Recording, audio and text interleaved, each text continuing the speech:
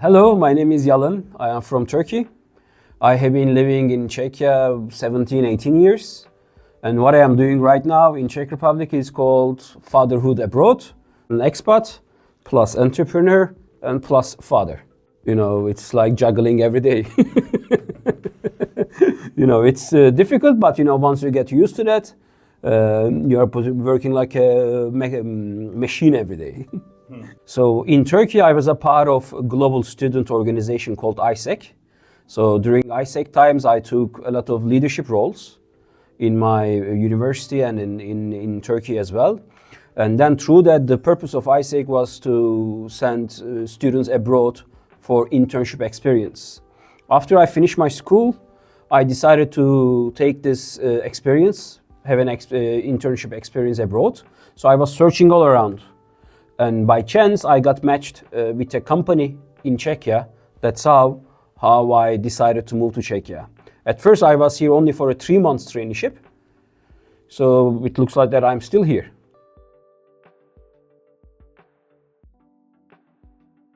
Actually, I didn't have that big cultural differences, like cultural shocks, I would say.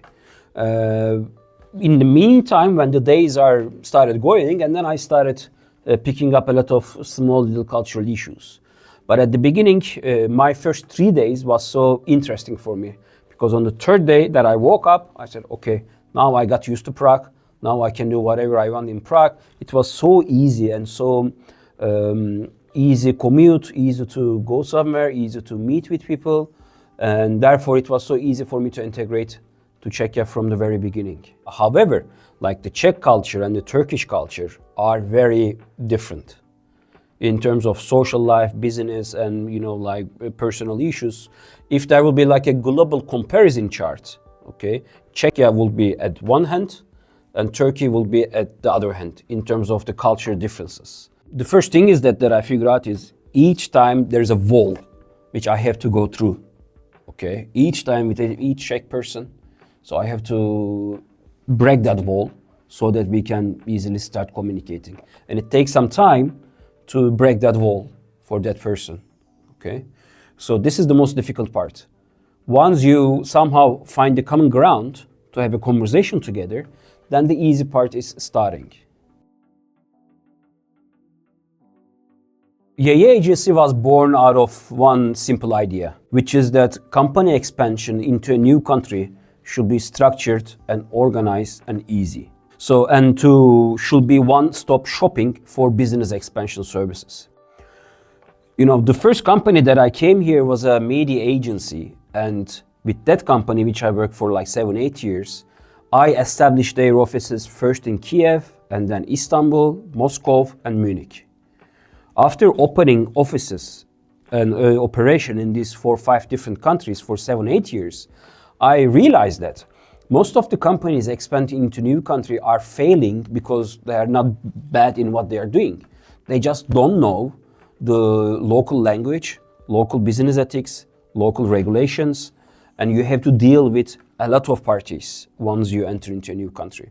And this is what I did in my previous business, okay? So therefore, Yaya Agency is actually my 7th or 8th company that I established, so it's not the first one. And then I decided to come with the idea that I will develop an expansion mechanism and machine which will allow other companies to expand into new countries easily and to have one-stop shopping services. So that's how the Yaya Agency idea came up with. First of all, Czechia, we don't position Czechia as only one market. We position it as a bridge between East and West, and also as a bridge between traditional and the innovation way. So therefore, most of the Turkish companies and the foreign companies which are expanding into Czechia, actually they are all expanding into whole EU market, okay? And this is like a very big win for them. And this is also the big win for the European Union itself. And then afterwards, Czechia is relatively easier and more affordable country compared with the Western Europe. So it's much more, for a foreign company, it's much more easier to get established here, to get the first level done of their business expansion, and then easily focusing on different kind of other EU countries from Czechia and positioning their local hub here. Every entrepreneur assumes that what they did in their home country is gonna work here. Okay, so they really don't justify themselves into the local market, like into Czechia. They think that whatever I did in Turkey or in Russia is gonna work also in Czechia, which usually doesn't. So this is our biggest issue, that we need to tell them, explain them how the processes should be in Czechia.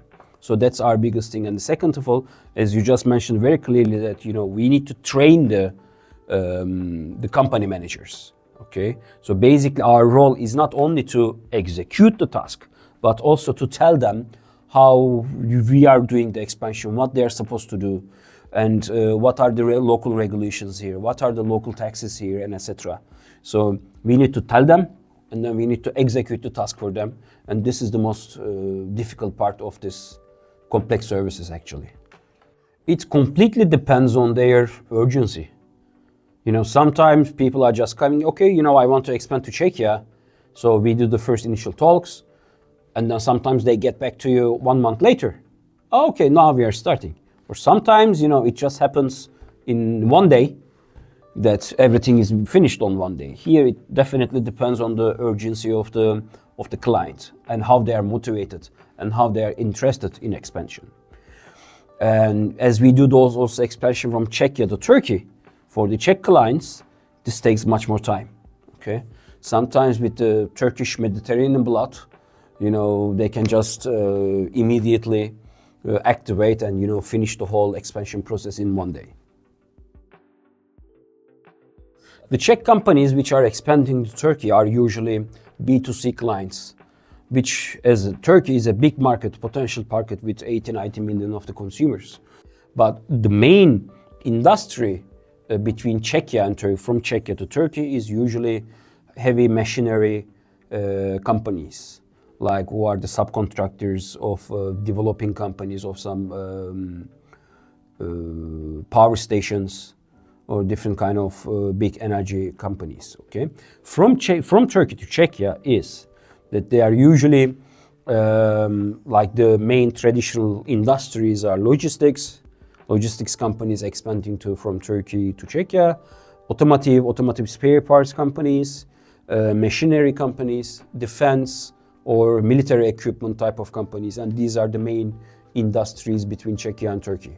What is the history of this country actually? Like all types of manufacturing, which they are very good at in designing it, in planning it, in making it work in the execution of any kind of manufacturing process, which I can say that the Czech companies are way better and way experienced than the Turkish companies in this respect.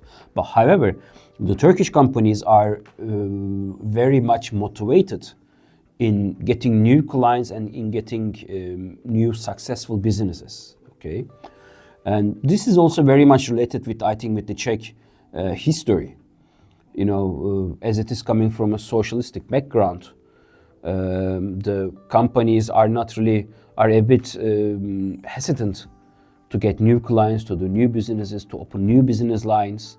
So this is usually their way, that they don't want to do that because they just are more interested in keeping what they have, rather than spending time and energy what they don't have. I think in 5-10 years, the biggest potential is, which nowadays is not existing, but I am sure that it will exist, the media business, like the movie broadcasting and movie shooting business between two countries, I think will develop a lot in the next years. And second of all, sports and events management business will develop a lot between these two countries. A lot of Turkish sports organizations will be coming to Czech Republic for competitions or for camps and vice versa. The other biggest potential is the health tourism, I would say, because Turkey is doing great recently in the health tourism, and I am sure that more Czech people, Eastern European people will be willing to go to Turkey for any type of their health issues. And the other biggest potential is, of course, construction. So Turkish big construction companies are doing great jobs in other continents, but not so far that much in Czechia because of different kind of reasons. So the construction industry has also, I think, huge potential in the next years. The other one is, I think, gastronomy and services businesses is the next potential ones.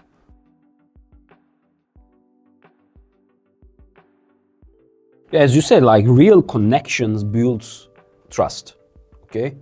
And then the trust builds the trade, and the trust builds the further cooperation. This is like a big issue for both sides, like the trust one, because we also see a lot of negative scenarios and negative stories that what happened between two companies and between two persons when the trust doesn't exist, okay?